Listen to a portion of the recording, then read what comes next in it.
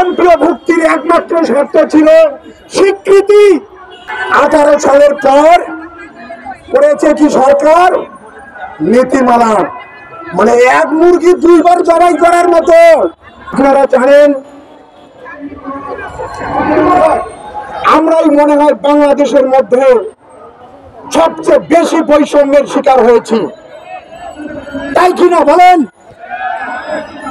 আপনারা জানেন, গত 5ই আগস্ট ছাত্র জনতার বিপ্লবের মাধ্যমে বৈষম্যহীন বাংলাদেশ প্রতিষ্ঠার অঙ্গীকার করে বর্তমান ডক্টর ইউনূসের নেতৃত্বে অন্তর্বর্তীকালীন সরকার গঠিত হয়েছে। কিন্তু আমরা কি বৈষম্য মুক্ত হতে পেরেছি এখনো? বলেন, আপনারা সবাই বলেন। আপনারা জানেন, সরকারের যথাযথ নিয়মের মাধ্যমে আমাদের এই প্রতিষ্ঠানগুলো প্রথমে আমরা পাঠদানের অনুমতি নিয়েছি। প্রতিষ্ঠান করার পাঠদানের অনুমতি নিয়ে আমাদেরকে ট্রায়ালে রেখেছিল 3 বছর। 3 বছর আমাদের রেজাল্ট, অবকাঠামো, ম্যানেজিং কমিটির যাবতীয় কার্যক্রম দেখার পর সরকারের কর্তৃপক্ষ আমাদেরকে কি দিয়েছে? স্বীকৃতি। স্বীকৃতি হওয়া মানেই একটা প্রতিষ্ঠান হয়ে যাওয়া। তাদের মান্থলি এমপিও শুধু সময়ের ব্যাপার। কিন্তু বিগত সরকার কি করেছে? আমাদের সঙ্গে চরম বৈষম্য, আমাদের সঙ্গে চরম অন্যায় করেছে।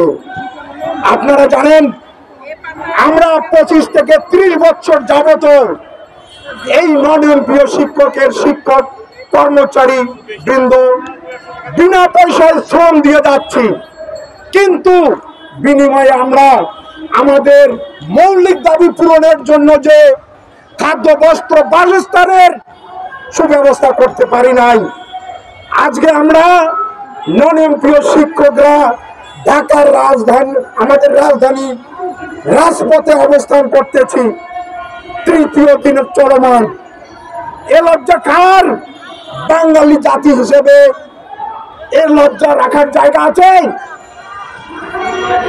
তাহলে দেখেন, বিগত যে প্রতিষ্ঠানগুলো 18 সালের পূর্বে এমপিও দেওয়া হয়েছে, সেই সমস্ত প্রতিষ্ঠান এমপিও ভুক্তির একমাত্র শর্ত ছিল স্বীকৃতি।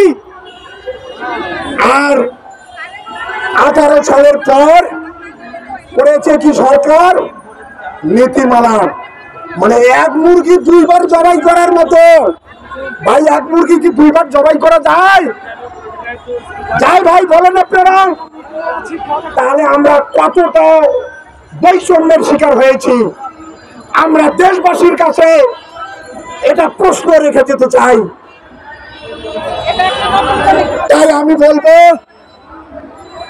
যে ইতিপূর্বে আপনারা জানেন, পতিত সরকার মায়ানমার রাখাইন রাজ্যের 11 লক্ষ রোহিঙ্গাকে আমাদের দেশে আশ্রয় দিয়েছিল। আর আমরা এই দেশের নাগরিক হয়ে, এই দেশে জন্মগ্রহণ করে, এই দেশের যথাযথ নিয়ম পালন করে প্রতিষ্ঠান গড়ে তুলে 25 থেকে 30 বছর পর্যন্ত না খেয়ে অনাহারে আমরা শ্রম দিয়ে যাচ্ছি। আমরা পাচ্ছি না আমাদের বাবা মায়ের একটু সেবা শুশ্রূষা করতে ভালো করে, আমরা না পাচ্ছি আমাদের ছেলেমেয়ের ভালোভাবে মানুষ করার জন্য তাদের অর্থের যোগান দিতে। কি দুর্বিষহ জীবন যাপন করতেছি আপনারা কি চান আমরা এই দুর্বিষহ জীবন যাপন করি? চান আপনারা সবাই? যদি না চান, তাহলে আমি বলবো সারা বাংলাদেশের আমাদের যে নন এমপিও শিক্ষা প্রতিষ্ঠানের কমিটির সদস্যরা আছেন, যে সকল প্রতিষ্ঠান থেকে এখনো শিক্ষকরা আসে নাই, তারা হোয়াটসঅ্যাপে, মোবাইলে আমাদের আন্দোলনের গতি প্রকৃতি লক্ষ্য করতেছে। আমি অনুরোধ জানাবো তাদেরকে দয়া করে এই ঢাকার রাজপথে প্রেস ক্লাবে আসার আহ্বান জানান এবং ধরে নেবেন আমাদের আন্দোলন শেষ আন্দোলন হবে এবারেই। আমরা জীবন্ত লাশ হয়ে আছি। আমরা আর জীবন্ত লাশ হয়ে থাকতে চাই না। আমাদের ন্যায্য অধিকার এমপিও আমরা আদায় করে ঘরে ফিরবো। আপনারা সবাই একমত আছেন? যদি একমত থেকে থাকেন তাহলে আপনারা আমাদের বাংলাদেশের 64 জেলার নন এমপিও শিক্ষকদেরকে অবগত করেন, তাদেরকে ঢাকার রাজপথে আসার জন্য বিনীতভাবে আবেদন জানান। আমরা আর এই কষ্টের জীবন যাপন করতে চাই না।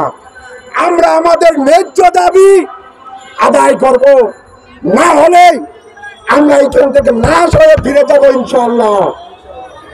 আপনারা সবাই হাতে হাত মিলিয়ে কঠিন ইস্পাত আন্দোলন করে তুলে এই অন্তর্বর্তীকালীন সরকারের কাছে আমরা আমাদের দাবি আদায় করব।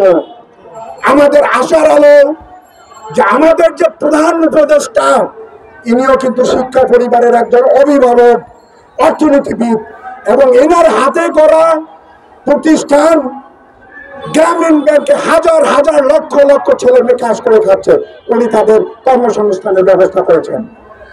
সেই নোবেল জয়ী আন্তর্জাতিকভাবে সুনামধন্য ওই ব্যক্তি আজকে আমাদের বাংলার মসনদে আছে। এছাড়াও আমাদের যে শিক্ষা উপদেষ্টা, উনিও শিক্ষা পরিবারের একজন অভিভাবক। তাই আমরা বলতে চাই, আমরা যদি সঠিকভাবে 64 জেলা থেকে সকল শিক্ষক এসে আমরা আন্দোলন করতে পারি, তাহলে আমাদের দাবি আদায় হবে অবশ্যই। ঠিক কিনা বলেন? এবারে একটু আমরা স্লোগানে যাব। সবাই হাত তুলে স্লোগানে অংশগ্রহণ করবেন।